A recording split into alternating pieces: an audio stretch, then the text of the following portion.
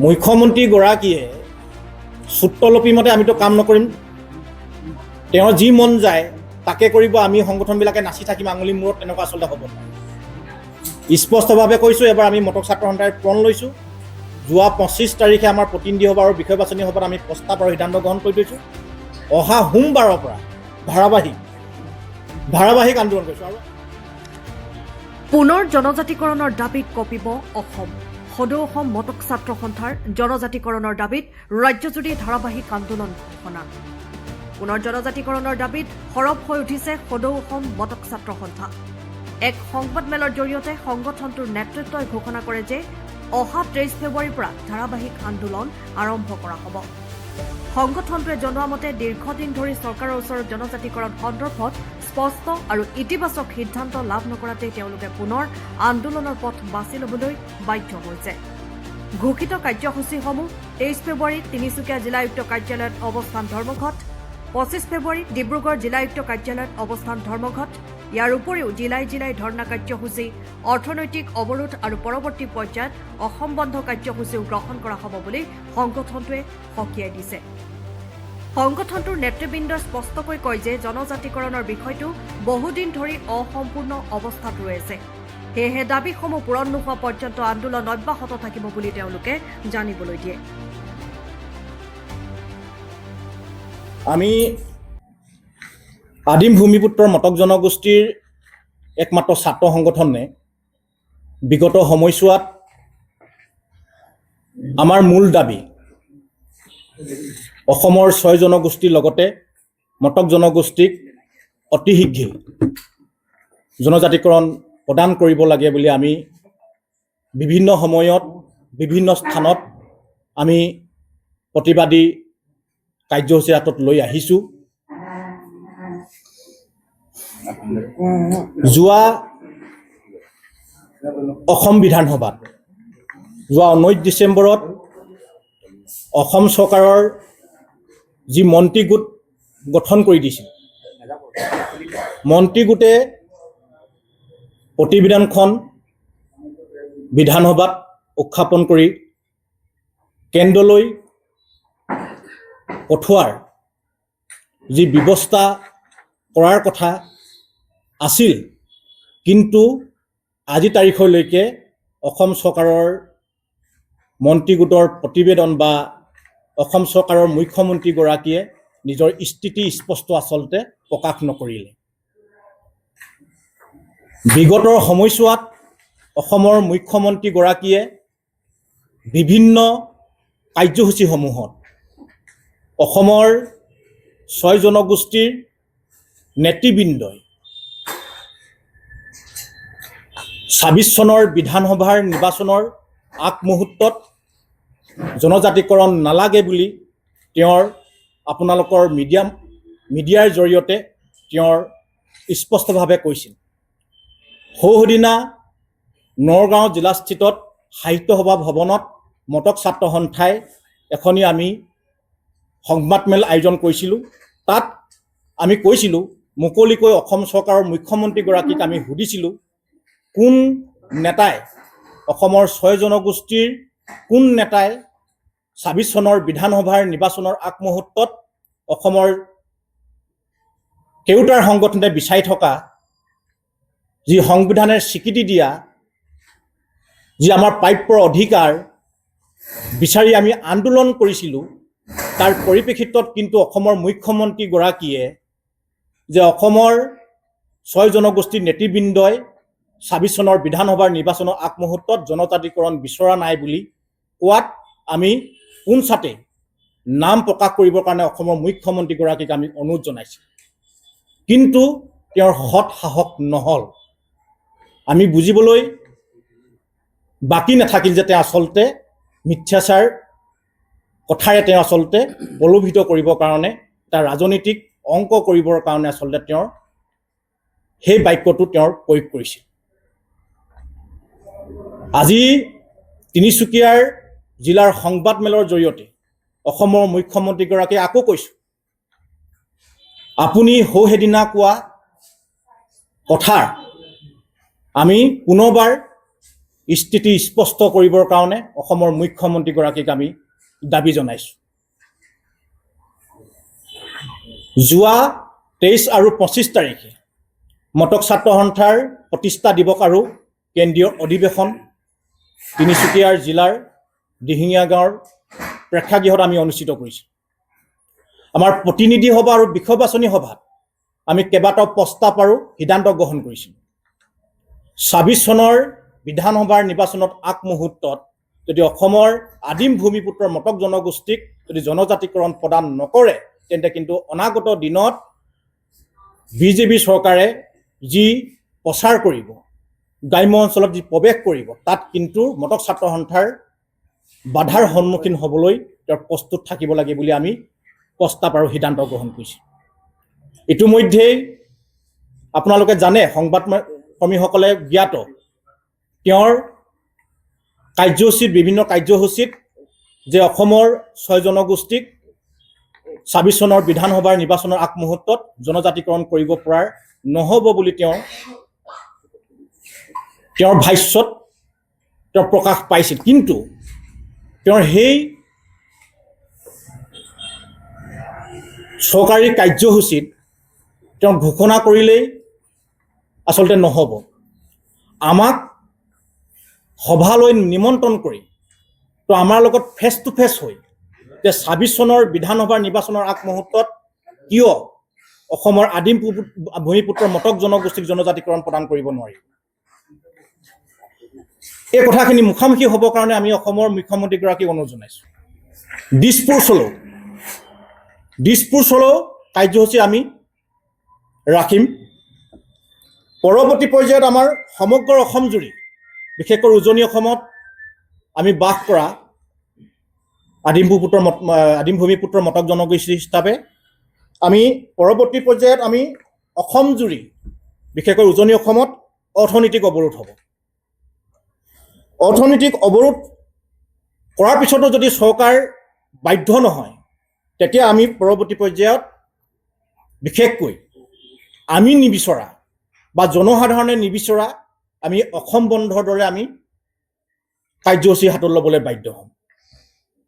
যদি অসম বন্ধৰ যদি তেখেতলোকে চৰকাৰ নিহিলে ভাবিছে আমি কৰি থাকক, তেখেতলোকৰ আন্দোলন কৰি থাকক, আমি আমাৰ স্থিতি অটল থাকিব, তেনেকুৱা যদি মনত ভাৱ লয়, পৰৱৰ্তী পৰ্যায়ত কিন্তু সমগ্ৰ অসমতে এক নুফুজা ঘটনা গণতান্ত্ৰিকভাৱে য'ত আমি স্তব্ধ কৰি দিবলৈ আমি বাধ্য হ'ম। অসম মটক জনগোষ্ঠীৰ প্ৰায় আপোনালোকে জানে 3,80,000 মটক জনগোষ্ঠীৰ ব্যক্তি আছে, জনসাধাৰণ আছে। জনসাধাৰণক আমি জনসাধাৰণক লগত লৈ আমি ৰাজপথলৈ ওলাই আহিম। ইয়াত নেতৃত্ব থাকিব অনলি মটক ছাত্ৰ সন্থা।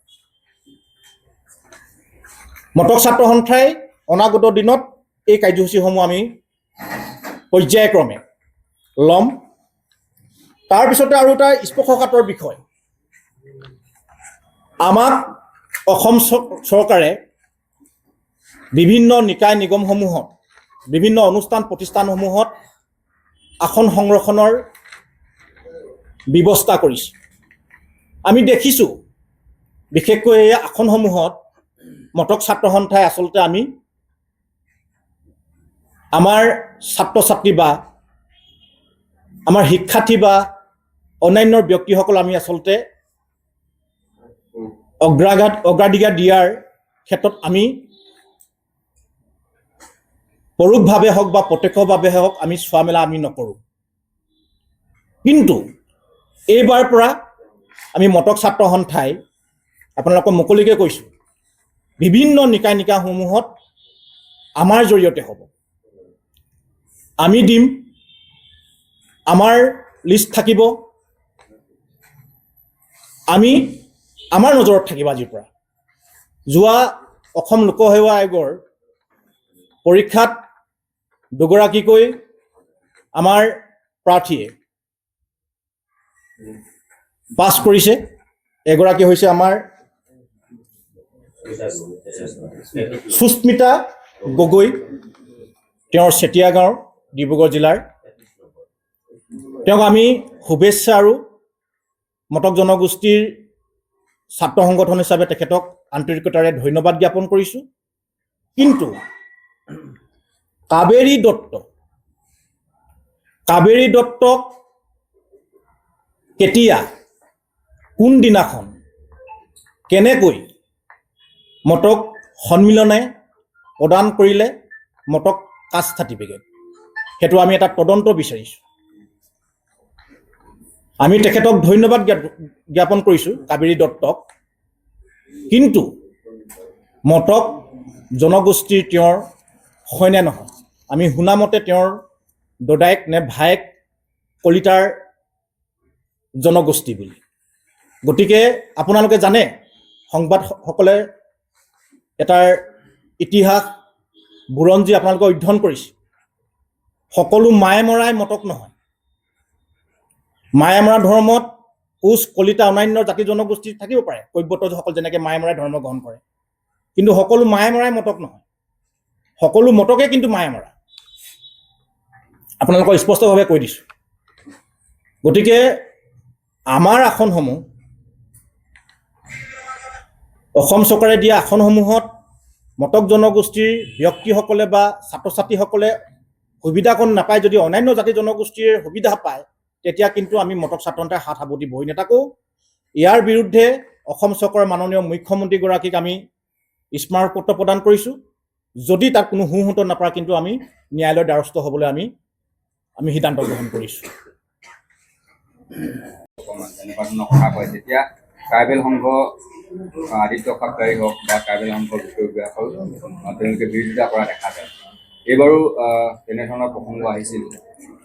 যিসমূহ ট্ৰাইবেল সংগঠন আছে, ট্ৰাইবেল সংগঠনসমূহৰ ফালৰ পৰা বিভিন্ন ধৰণৰ তেওঁলোকে বিৰোধিতা কৰিছে। এনে ক্ষেত্ৰত আপোনালোকৰ ভূমিকা কেনেধৰণৰ, ট্ৰাইবেল সংঘক কি আহ্বান? আমি কাৰো নাম ল'ব খোজা নাই। যিসমূহ আদিম ভূমিপুত্ৰ মটক জনগোষ্ঠীৰ লগতে অন্যান্য ছয় জনগোষ্ঠীক জনজাতিকৰণৰ বিৰোধিতা কৰিছে, কি প্ৰাসংগিক তেখেতলোকে বিৰোধিতা কৰিছে, এই কথাখিনি কিন্তু আমিও মটক জনগোষ্ঠী একমাত্ৰ ছাত্ৰ সংগঠন হিচাপে মটক ছাত্ৰ সন্থাই আচলতে বুজি উঠা নাই। সেইদিনা কাৰ্বি আংলঙত আপোনালোকে জানে, কাৰ্বিসকলৰ মাজত এটা ভয় শংকা, Karbi go back, Chinese go back, তেনেকুৱা এটা পৰিস্থিতিৰ সৃষ্টি হ'ল। অসমৰ ছয় জনগোষ্ঠীৰ জনজাতিকৰণ পালে কি আমাৰ লাভ হ'ব? আমি অৰ্থনৈতিকভাৱে আমি সুৰক্ষিত হ'ম, ভূমি অধিকাৰটো আমাৰ লগত থাকিব, ৰাজনৈতিক অধিকাৰটো আমাৰ লগত থাকিব। তেতিয়া অসমৰ মুখ্যমন্ত্ৰীগৰাকী বা অন্যান্য মন্ত্ৰীসমূহ কোন হ'ব? আমাৰ খিলঞ্জীয়াৰ বাই ভনীসকলেতো অসমৰ মুখ্যমন্ত্ৰীগৰাকীয়ে আসনখন পাব, ভূমি অধিকাৰ থাকিব, ৰাজনৈতিক অধিকাৰ থাকিব, অৰ্থনৈতিকভাৱে আমি স্বাৱলম্বী হ'ম। গতিকে কোনোবা ট্ৰাইবেল সংঘ, কোনোবা A to Z বিৰোধিতা কৰাৰ কি তেখেতলোকৰ মতলব আছে? চৰকাৰে আপোনালোকে দেখিব, ইলেকশ্যনৰ সময়ত ছয় জনগোষ্ঠীৰ জনজাতিকৰণৰ প্ৰসংগটো বেছি প্ৰাধান্য পায়। তাতে মুখ্যমন্ত্ৰী সুৰতে সেই সন্থাসমূহে বিৰোধ কৰে। মানে বুজিবলৈ বাকী নাই আৰু, তেখেতলোকে চৰকাৰৰ এটা পৃষ্ঠপোষকতাত কাম কৰে, পৰোক্ষভাৱে তেখেতলোকৰ গোপন মিতিৰালি থাকে যে আপোনালোকে বিৰোধ কৰক, যাতে আপোনালোকে বিৰোধ কৰিলে আদিম ভূমিপুত্ৰৰ মটক জনগোষ্ঠীৰ লগতে ছয় জনগোষ্ঠীৰ জনজাতিকৰণৰ কথাটো আমি অকণমান বিৰোধ কৰাৰ কাৰণে আমি অকণমান ৰ'ব লগা হৈছে, যাতে অসমত তাৰ পৰিস্থিতি সৃষ্টি নহওক বুলি তেনেকুৱা এটা অজুহাত দেখাবৰ কাৰণে আচলতে মুখ্যমন্ত্ৰীগৰাকীয়ে এটা চান্স পায়। আৰু বেলেগ কথা একো নাই।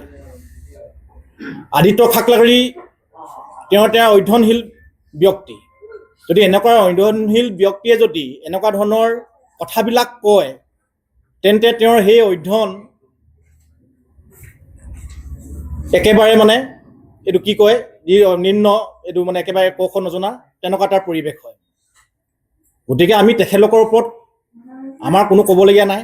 আমি আদিত্য খাকলাৰী কোনোবা TMK কিবা আমাৰ A to Z আমি তেখেতলোকৰ পৰা আমি জনজাতিকৰণ বিচাৰা নাই। আমি ভাৰত চৰকাৰৰ পৰা জনজাতিকৰণ বিচাৰিলোঁ 342ৰ অধীনত আমাৰ সংবিধানে স্বীকৃতি দিয়া। আমি আপোনালোকে জানেই মটকসকল এটাৰ জনজাতিয়ে, কিন্তু আমাৰ সংবিধানৰ অকল স্বীকৃতিটো লাগে ইয়াত। আৰু এইটো এটা কথা আপোনালোকক স্পষ্ট কৰিছোঁ আপোনালোকে সোধাৰ কাৰণে, 2019 চনতে ৰাজ্যসভাত বিলখন উত্থাপন হৈছিল। সেই বিলখন আকৌ বেক মাৰি কেনেকৈ অসমৰ